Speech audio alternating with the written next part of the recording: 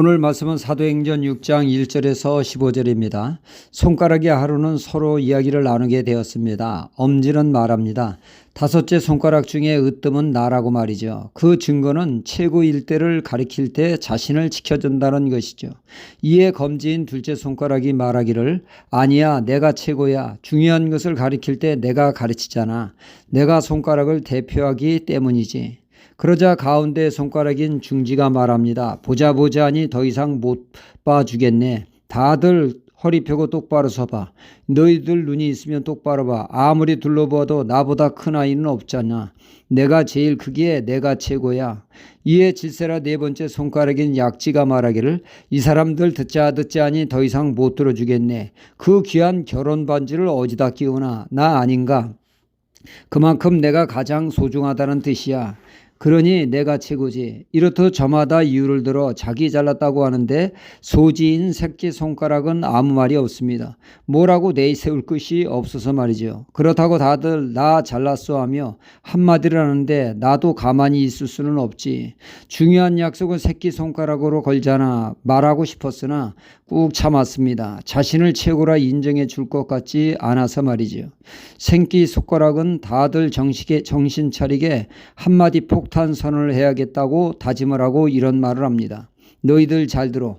서로들 잘났다고 의시되는데 너희들 보기에 나는 키도 가장 작고 또 내가 위치상 꼴찌에 위치하고 있지만 내가 없으면 병신 소리 듣는다. 이 말에 다시 나 잘났어 하지 못하게 되었다는 이야기입니다. 그렇습니다. 다섯 손가락 중에 그 어느 것 하나 소중하지 않는 것이 없습니다. 다 나름 귀하고 소중합니다. 우리의 지체도 그렇죠. 어느 것 하나 가볍게 볼 수가 없습니다. 다 소중합니다. 머리숱이 많은 사람들은 머리카락이 이까짓 거 하며 머리카락 빠지는 거 눈도 깜짝하지 않지만 탈모로 머리털이 빠지는 사람은 심각한 고민거리입니다.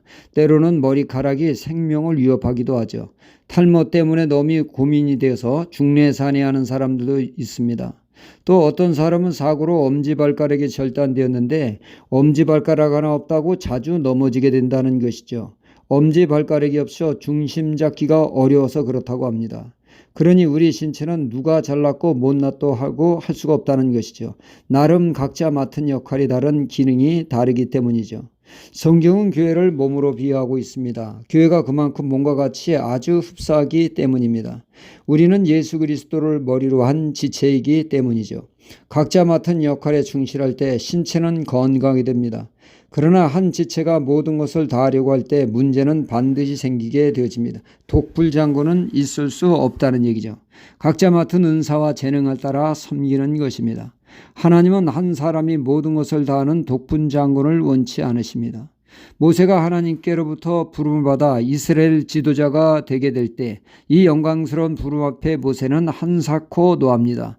보낼 만한 자를 보내라고 합니다. 자신은 지도자로서의 갖춰야 될 실력을 갖추지 못했다는 것이죠.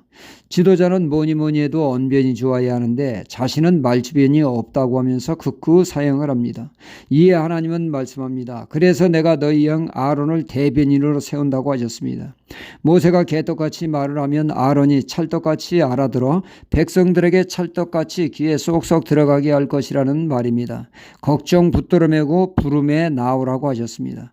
서로 지체 간에 동역하는 것이 하나님의 뜻입니다. 오늘 말씀에 그 말씀을 하고 있습니다. 예루살렘 교회 사도들이 하나님의 일을 하는 데 있어서 북치고 장구치고 그들이 모든 일을 다 처리합니다. 그러다 보니 문제가 발생되게 되었죠. 사도들이 너무나 바쁘게 되었습니다. 할 일이 많다 보니 정작 신경 써야 할 말씀 연구, 말씀 사역에 집중하지 못하게 되었습니다.